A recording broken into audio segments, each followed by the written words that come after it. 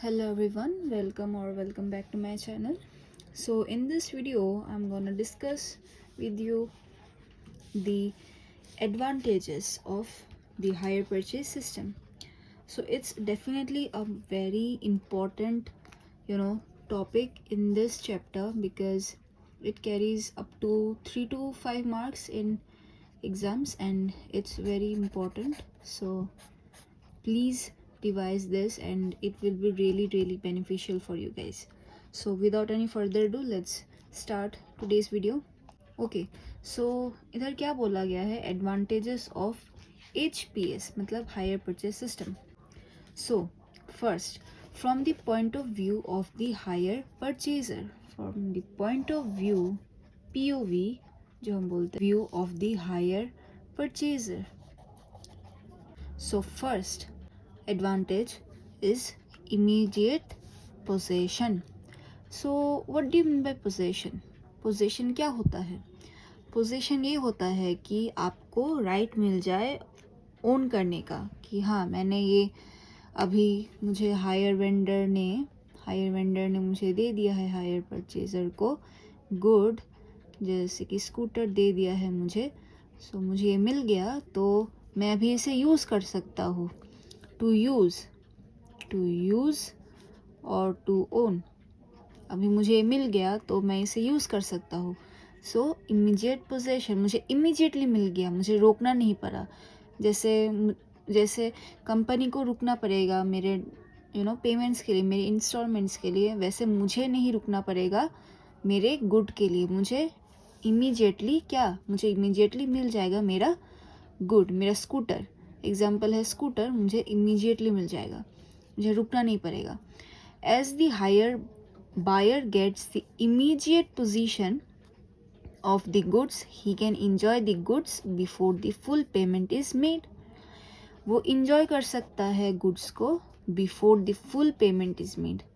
जब तक full payment हो जाएगा उसके पहले ही वो इस asset का enjoy कर सकता है.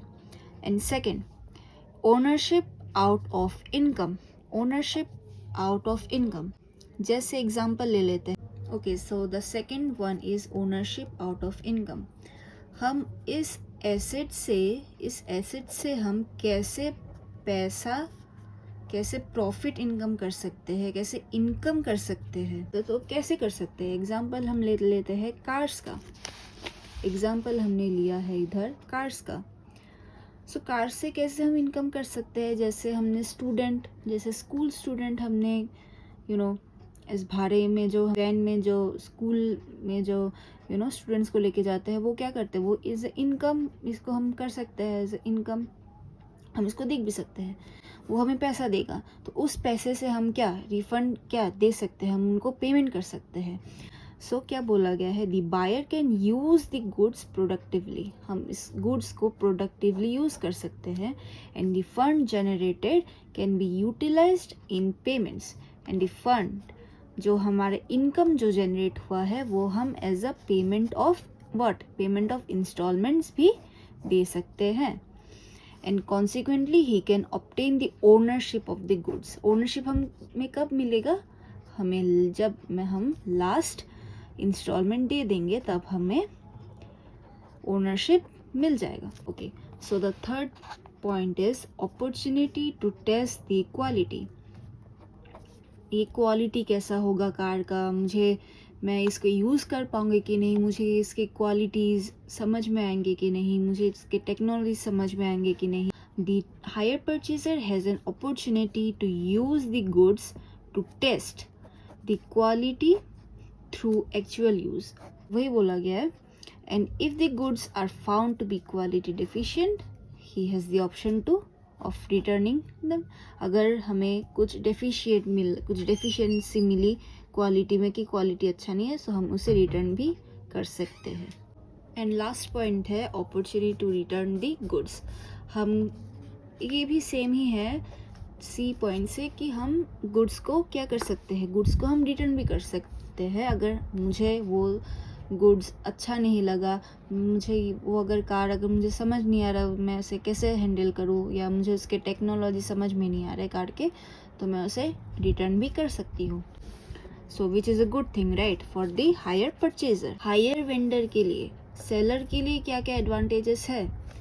So first, from the point of view of the hire vendor, hire vendor के क्या क्या एडवांटेजेस होंगे जो हमें हायर परचेज से मिल सकती है?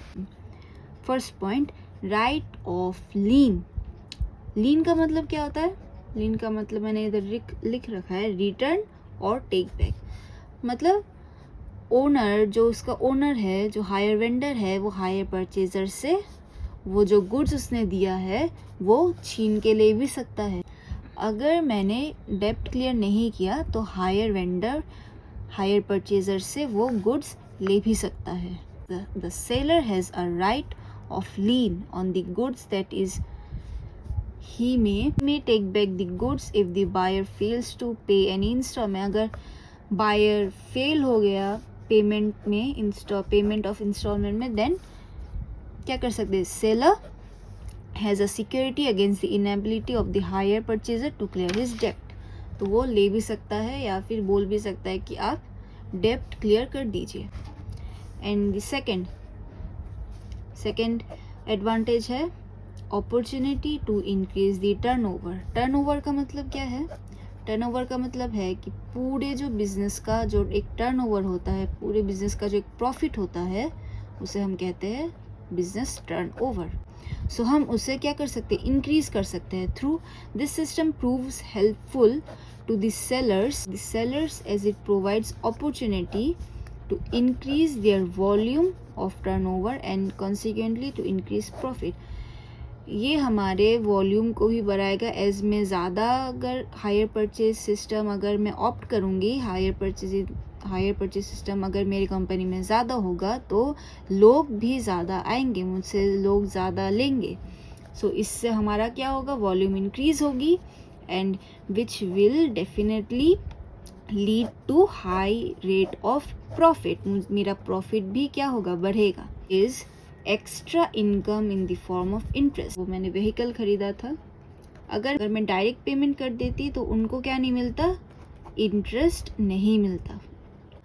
अगर मैंने हायर परचेज सिस्टम से अगर मैंने लिया है कुछ सामान, अगर कुछ एसेट मैंने लिया है, तो उनको क्या मिलेगा? उनको इंटरेस्ट भी मिलेगा और डाउन पेमेंट भी मिलेगा। सो इंटरेस्ट की बात हम कर रहे हैं तो इंटरेस्ट मिलेगा। सो इंटरेस्ट क्या हो जाएगा? एक एक्स्ट्रा इनकम हो जाएगा, उनका एक्स्ट्रा इनकम हो जाएगा। तो वही बोला गया है, extra income in the form of interest. Interest क्या है? एक एक्स्ट्रा अमाउंट है, एक्स्ट्रा इनकम है उनका। The hire vendor can earn extra income in the form of interest which he charges from the hire purchaser, जो hire purchaser से charge करता है hire vendor, and thereby gets compensation for fund block for long time. Long time के लिए उसे क्या मिलता रहता है? इंटरेस्ट मिलता रहता है, जो कि एक सोर्स ऑफ इनकम है, एक एक्स्ट्रा इनकम है। Okay, so if you like this video then do not forget to like, share and subscribe and share it with your friends, and yeah, I will see you in my next video. Till then, bye.